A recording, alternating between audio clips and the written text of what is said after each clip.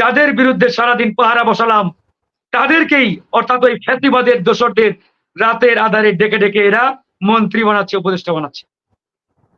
এই হচ্ছে এই সরকারের কর্মকাণ্ড। তো এটা তো বেশি দিন চলতে পারে না, চলতে দেওয়া হবে না। অনেক হয়েছে, এনাফ ইজ এনাফ। এই উপদেষ্টা পরিষদে 95% উপদেষ্টার গায়ে ফ্যাসিবাদের 17 বছরে একটা টোকা পর্যন্ত লাগে নাই, একটা টোকা পর্যন্ত দেওয়া হয় নাই। আর তারা আজকে এই উপদেষ্টা পরিষদের সদস্য। দেখেন উপদেষ্টা পরিষদ আসলে কিভাবে নিয়োগ হচ্ছে, কিভাবে নিয়োগ পাচ্ছে, এটা নিয়ে তো বিস্তর আলোচনা।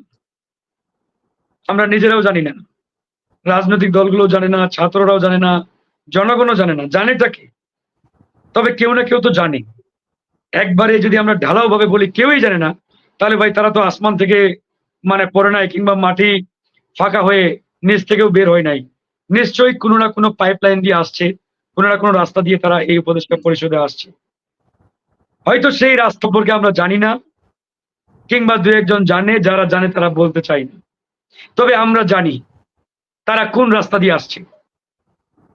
এই উপদেষ্টা পরিষদে জায়গা পেতে হলে আপনার একাডেমিক যোগ্যতার প্রয়োজন নেই, যে আপনার বড় বড় ডিগ্রি থাকতে হবে, এটা থাকতে হবে, সেটা থাকতে হবে। No need.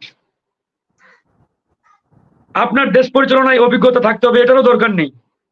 রাষ্ট্র পরিচালনার অভিজ্ঞতা থাকতে হবে, ওটারও দরকার নেই। আপনার একটা যোগ্যতা থাকলেই আপনি উপদেষ্টা হতে পারবেন। সেটা এই উপদেষ্টা পরিষদের অন্যতম একজন উপদেষ্টা আছেন ডক্টর আসিফ নজরুল, তার আস্থাভাজন প্রিয় ব্যক্তিত্ব হতে হবে। সে যদি রিকমেন্ড করে, হ্যাঁ উনি আমার পরিচিত পছন্দের ব্যক্তি, উনি আমার মানে খুব কাছের লোক, তাহলে আপনার উপদেষ্টা হওয়ার আর বাধা নাই। আপনি একবারে সোজা উপদেষ্টা পরিষদের চেয়ারে বসতে পারবেন। গতকালকে যারা উপদেষ্টা হয়েছে আমরা খোঁজ নিয়ে দেখলাম, তারা প্রত্যেকেই আসিফ নজরুল সাহেবের অত্যন্ত আস্থাভাজন, পছন্দের, কাছের মানুষ, প্রিয় ব্যক্তিত্ব।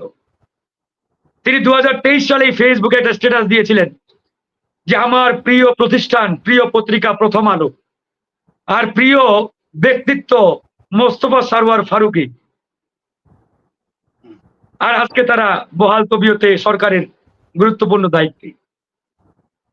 এখন আপনি যদি বলেন ভাই তারা কিভাবে নিয়োগ পাচ্ছে, কোন প্রক্রিয়ায় নিয়োগ পাচ্ছে, এটার যথাযথ উত্তর আমাদের কাছে নেই। এমনকি এই উত্তর ছাত্রদের জিজ্ঞেস করলাম, তারাও বলতে পারে না। হাসনাত সার্জিস তারাও জানে না। রাজনৈতিক দলগুলোকে জিজ্ঞেস করলাম, তারাও বলতে পারে না। তাহলে বলতে পারবেটা কি? আজকে এমন একটা অবস্থা, এই সরকার আর এই সরকারের আর্টিফিশিয়াল একটা বিরোধী দল হিসাবে বৈষম্য বিরোধী ছাত্রদের মাঠে রেখেছে তারা। যখনই এই সরকার বিপদে পড়ে, কোনো থ্রেটের মুখে পড়ে, তখনই আমাদেরকে ইনভাইট করে, আমাদেরকে আমন্ত্রণ জানাই, আহ্বান জানাই। কেন? রাজপথে পাহারা দেওয়ার জন্য। তারা বিপদে পড়লেই রাজনৈতিক দলগুলোকে আহ্বান জানায়, আসেন ঐক্যবদ্ধভাবে রাজপথে প্রতিরোধ গড়ে তুলতে হবে, পাহারা দিতে হবে। আর আমরা রাজপথে সারাদিন পাহারা দেই, সন্ধ্যাবেলা ওই মোবাইল খুলে টেলিভিশন চালু করে দেখি যাদের বিরুদ্ধে সারাদিন পাহারা বসালাম তাদেরকেই, অর্থাৎ ওই ফ্যাসিবাদের দোসরদের রাতের আধারে ডেকে ডেকে এরা মন্ত্রী বানাচ্ছে, উপদেষ্টা বানাচ্ছে। এই হচ্ছে এই সরকারের কর্মকাণ্ড। তো এটা তো বেশি দিন চলতে পারে না, চলতে দেওয়া হবে না। অনেক হয়েছে, এনাফ ইজ এনাফ। আমরা মুখ খোলা শুরু করেছি, এটা নিয়ে আমরা রাজপথেও এখন কথা বলবো। শুধু ওই অনলাইনে নয়, মিডিয়াতে নয়, রাজপথে নেমেও এটার বিরুদ্ধে কথা বলতে আমরা অলরেডি আলোচনা চালাচ্ছি। কারণ এভাবে চলবে না। বিপদের সময় আমাদেরকে ভ্যানগার্ড হিসেবে ব্যবহার করবেন, রাজনৈতিক দলগুলোকে পাহারাদার বানিয়ে রাজপথে পাহারা দেওয়াবেন, আর রাতের আধারে ওই ফ্যাসিবাদের দোসরদের ডেকে ডেকে মন্ত্রী বানাবেন, উপদেষ্টা বানাবেন। এটা চলতে পারে না। তাই আমরা সিদ্ধান্ত নিয়েছি, আমরা আর চুপ থাকবো না।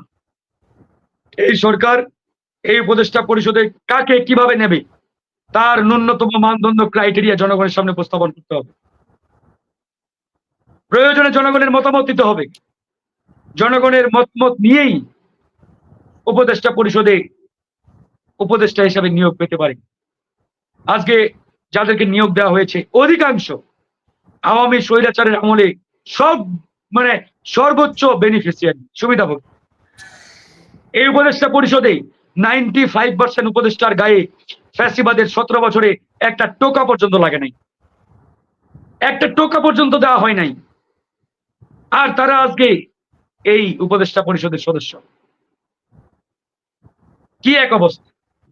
আবার এরাই বলে বিপ্লবের স্পিরিট নাকি আমাদের ধরে রাখতে হবে, ধারণ করতে হবে। এদের বিপ্লবের স্পিরিট কি? ওই আওয়ামী ফ্যাসিবাদের দোসরদের এনে এনে চেয়ারে বসানো, এটাই বিপ্লবের স্পিরিট? বিপ্লবের স্পিরিট তো সেটাই যখন আপনি এই বিপ্লবী সরকার বানাতে পারতেন, এই সরকারকে, এই সরকারে প্রত্যেকটা লেয়ার থেকে প্রতিনিধিত্ব নিশ্চিত করতে পারতেন, সেটাই হয়তো বিপ্লবের আসল স্পিরিট। 24 জন রিক্সা চালক এই গণঅভ্যুত্থানে মারা গেছেন। রিক্সা চালকদের জন্য এই 4 মাসে এরা কি করেছে, এই সরকার কি করেছে দেখেন। কৃষকরা মারা গেছে, ফুটপাতের ব্যবসায়ীরা মারা গেছে, এদের জন্য কি করতে পেরেছে? কিচ্ছু করতে পারেনি। প্রায় 2000-এর মতো মানুষ শহীদ হয়েছে। আপনি আমি কয়জনকে চিনি? ওই 2000 নম্বর শহীদ ভাইটির নাম আপনি জানেন? আমরা কেউ জানি না। ওই 1700 নম্বর শহীদ ব্যক্তিটার নাম আপনারা কেউ জানেন? জানেন না। ওই যে 2-4 জনের নাম মিডিয়াতে ফোকাস হয়েছে, তাদের তেলা মাথায় তেল দিচ্ছে এরা, তাদেরকে নিয়ে প্রেস ব্রিফিং, মিডিয়াতে এটা সেটা। কিন্তু প্রত্যেকটা শহীদ পরিবারকে যথাযথ প্রাপ্য মর্যাদা, সম্মান কিছুই দিতে পারে নাই। হাজার হাজার মানুষ আহত। ধন্যবাদ প্রিয় সঞ্চালক এনামুল হক মনির ভাই সহ আপনার প্যানেলের সকল সম্মানিত অতিথিবৃন্দ, আমার পক্ষ থেকে সালাম, আসসালামু আলাইকুম ওয়া রাহমাতুল্লাহি ওয়া বারাকাতুহু। হ্যাঁ, আমার প্রশ্নটা হচ্ছিল সৈয়দ মামুন মাহবুব স্যারের কাছে। উনি তো স্ক্রিনে দেখা যাচ্ছে না, তারপরে বলতেছি, ওনাকেই উদ্দেশ্য করে বলতেছি। মামুন স্যার, আপনাকে বলতেছি, ডক্টর ইউনূস স্যার একজন সম্মানিত ব্যক্তি পৃথিবীর ওয়ার্ল্ডে, আমাদের বাংলাদেশের সম্মান, গর্ব। উনি কি সমালোচনা থাকতে ভালোবাসেন, না বাংলাদেশের জনগণকে সমালোচনা রাখতে ভালোবাসেন? এটা আপনার প্রথম প্রশ্ন। এবং দ্বিতীয় প্রশ্ন, আর তৃতীয় প্রশ্ন হচ্ছে, বাংলাদেশে কি আওয়ামী লীগ পন্থী ছাড়া আর কোন উপদেষ্টা নাই?